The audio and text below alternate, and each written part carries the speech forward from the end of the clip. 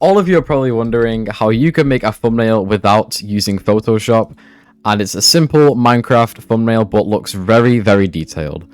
Well, today I'm going to be showing you how to do that without using any type of Photoshop. All you're going to want to need is a search engine such as Google or Brave and Minecraft. In another tutorial that I'll probably do in the future, I'll teach you guys how to do custom character animations and thumbnails, which is... it sounds complex, but it's actually pretty easy.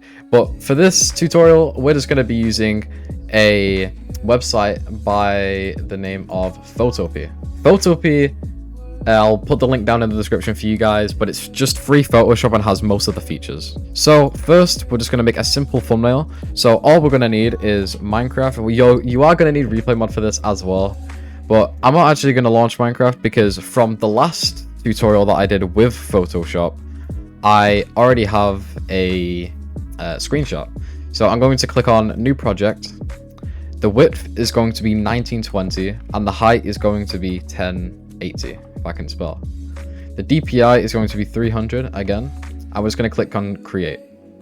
And now we have this template. When you have your screenshot of replay mod, it can be any screenshot you want. Do %app data %. You're then going to want to go into your .minecraft folder and then screenshots. I already have my screenshot like I said, so I'm just going to drag it into Photopea and click this little tick.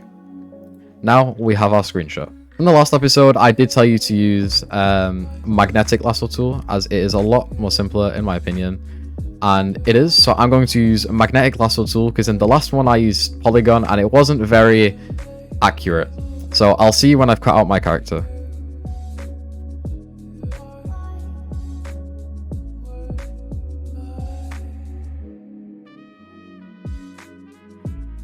Okay, my character has been fully cut out, and now we just need to do Control and C and Control and V. Click allow up here, and now we can fully move around our character that we have just cut out. This is just the same process as we did in the last tutorial. If you haven't watched it, I recommend following it because this tutorial will be a lot faster, but I will just go over everything again.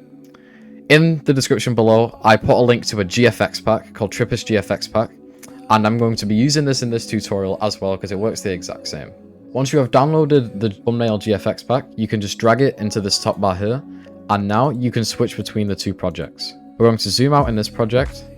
And now we can see the full image. All we're going to want to do is go over to character layer styles. And you can use any one of these that you prefer. I prefer layer style 5. So I'm just going to double click on it. Click define new and OK. Go back to our project. Double click on layer 1, click this drop down button, and the one that we just saved should appear here, and click OK. Now we have an outline of our character. All I'm going to do now is press Ctrl and U and add saturation to our character to make him a bit more vibrant and colorful. Now we can add a stroke, so click on layer, layer style, stroke. It's up to you if you do want a stroke. Personally, I do like stroke, so I'm going to add a white one and make it around 5. That eye is a bit glitched out. I don't know why. I think I cut around it a bit too much on accident, but it's fine. I think I'll just create a small rectangle here. Nothing happened. Okay, there we go. That's good enough, right? That looks good. Don't mind me. I just scuffed up on the cutting out, so that's good enough. that's good enough. Okay, now that we have a stroke, all we're going to want to do is add a little shadow like we did last time. So over here, it should be the rectangle tool by default. Right click and click on Eclipse. Now just create an oval underneath our character and make it black. Change the opacity to about 35%. And now this creates a little shadow under our character. You can adjust this by however much we want to. And boom. Now, right click on this ellipse tool and click rectangle. Put the fill as red and create a whole outline. Make sure it's above every layer. And on fill, change it to transparent, which is this X. And on stroke, change it to black. Make the size 35 pixels. And make the opacity 35%. Now, this gives a little border around. Oh my god. I've made this one red as well. Hold on. There we go. Oh my god. Okay, everything's scuffed. This probably won't happen to you. I've just messed up my cutting out, so ignore me. I am just awful. I'm used to Photoshop now. Okay. Now that we have this border, we can just add a zoom effect on our background like we did last time.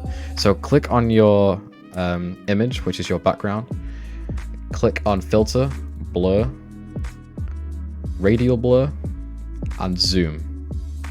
We're going to want to keep this at about 10%. And then we can press Ctrl U while still on the layer, and we can turn up the saturation of the background too. Turn up a little bit of the hue as well, and there we go. Now, we're going to get a Photoshop logo.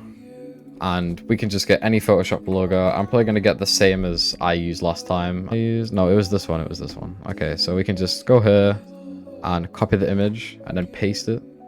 If it asks you to click allow or deny, then just click allow, because then you can use your clipboard. And then we can move this over here. And we're just going to do the same. So we can double click on here, click on this drop down box, click this, add a stroke, and boom. Let's get a cross or an X. Yeah, X. I've changed my mind. I'm going to use the higher detailed one. Sorry, I'm very picky with my my thumbnails, as you can tell.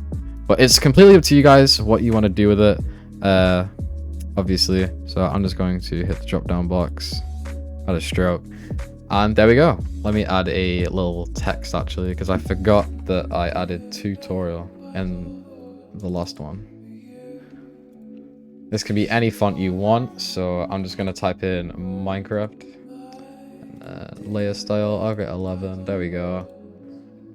And then we can click here, drop down box, hit this, and there we go.